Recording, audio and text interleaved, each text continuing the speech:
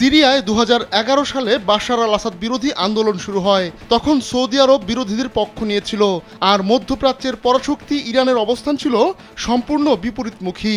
সিরিয়ায় বাশার আসাদকে হটাতে না পেরে তখন ব্যাপক চটে গিয়েছিল সৌদি আরব সহ আরব বিশ্বের অন্য দেশগুলো।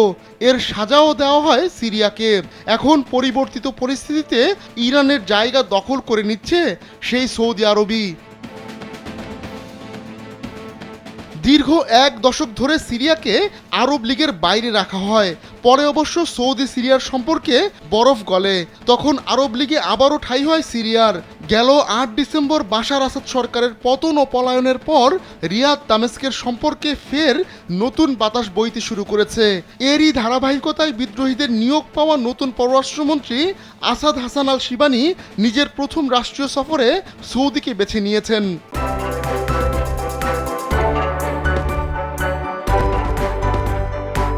এর আগে শিবানীকে রিয়াদ যেতে আমন্ত্রণ জানান তার সৌদি সমকক্ষ প্রিন্স ফয়সাল বিন ফারহান।